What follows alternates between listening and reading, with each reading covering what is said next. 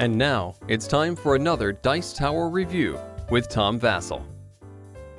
Hey folks, I'm Tom Vasel, and today we're taking a look at a game from Blue Orange Games and from Reiner Knizia, and that game is called Blue Lagoon. Blue Lagoon, which suspiciously the front of the cover is like, have they seen Moana? They most definitely have.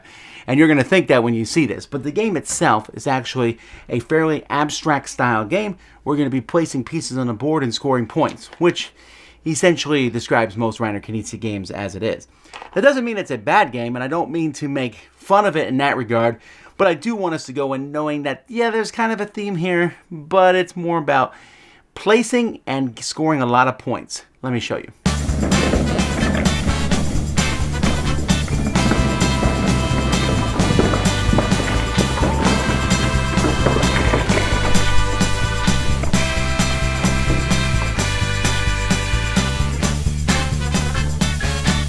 This is the board. The board is seated at the beginning of the game where you're going to have different resources placed on these stone circles or statues that are going to be placed here. And you just randomly are going to be pulling them from a bag and just placing them out. Each player is going to get some villages, and they're also going to get some villagers, 20, 25, or 30, depending on how many players. The more players, the fewer villagers. And then you just go around. Now the game is in two phases. And the very first phase, the exploration phase, the youngest person starts, and you just go around. And the first thing you're going to place is one of your villagers. They have a regular side and a boat side. You place your boat anywhere you want. After that, you can place another boat anywhere you want in the water, or you can place next to that boat, and if you land on a resource, take that resource. You can also place your village instead of a villager.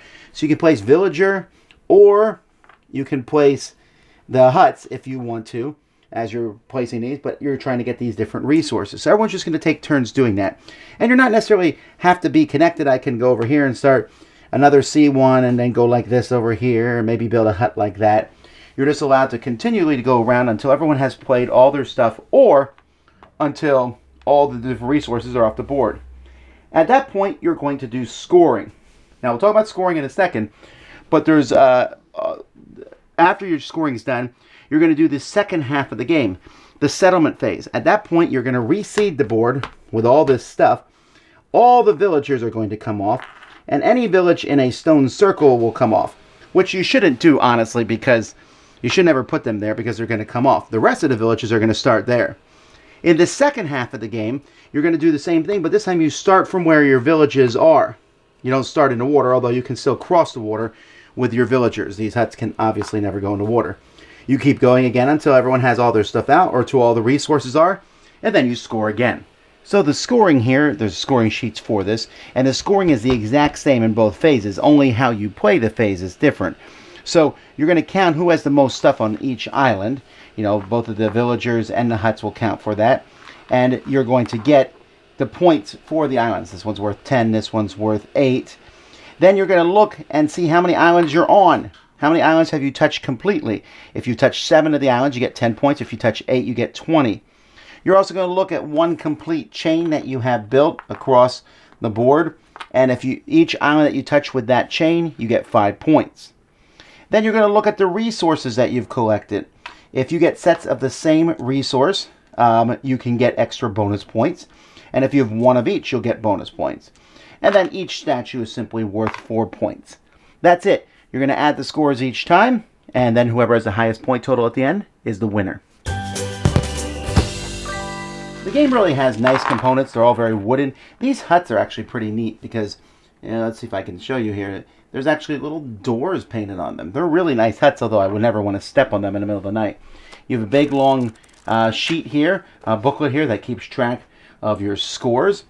The game comes with a very nice insert that holds everything.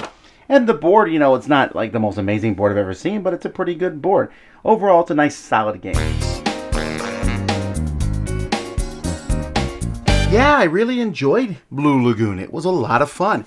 It scales really well. The pieces are pretty and it looks cool to put on the board. But basically, it's a quick placement game in which there's a lot of different ways to get points. And you're trying to do all of them. So you're trying to collect sets of things. You're trying to get different ones. You're trying to hit as many islands as you possibly can. And you're also trying to mess with the other players, necessarily cut them off. But what I really liked about the game was how the first half of the game really sets up for the second half. In the second half, you can expand from where your huts are. So in the first half of the game, you want to put those huts in strategic locations for the second half. So that's kind of an interesting setup. Other than that, both halves play the same way. Should you hit 7 or 8 of the islands? Yeah, that's a lot of points. Should you, have one big line that gets 5 points? Probably. Should you control islands? Definitely. Should you get a lot of resources? Yeah. And really, it sounds like there's a lot going on, but it's really pretty simple. Put something out, and turns go by really quickly. Place, place, place. In fact, this reminds me of a slightly lighter version of one of his more popular games, Through the Desert, in which you place 2 camels each turn and you're making lines of camels. Here you have a little bit more freedom because you don't necessarily have to place stuff next to where you were before in the first round. And in the second round, you have 5 different huts you're coming out of. But it still gives you a great deal of freedom. And you may, when you go into this, say, what exactly is going on? What exactly am I doing? But the fact is, I feel like there's a lot more strategy and things going on in a game than it comes across at first blush. Like I said, the fact that it plays quickly, boom, boom, boom, boom, boom, turns go by really easily. It's kind of a game that has this light, casual feel, but at the same time is not random at all, other than the resource at the beginning of the game. So and the interaction is pretty high because you're watching other players. You're fighting for control of the islands. You're trying to cut them off. Maybe their line is getting really long and you just want to cut it off a little bit. So there's that interaction and the back and forth.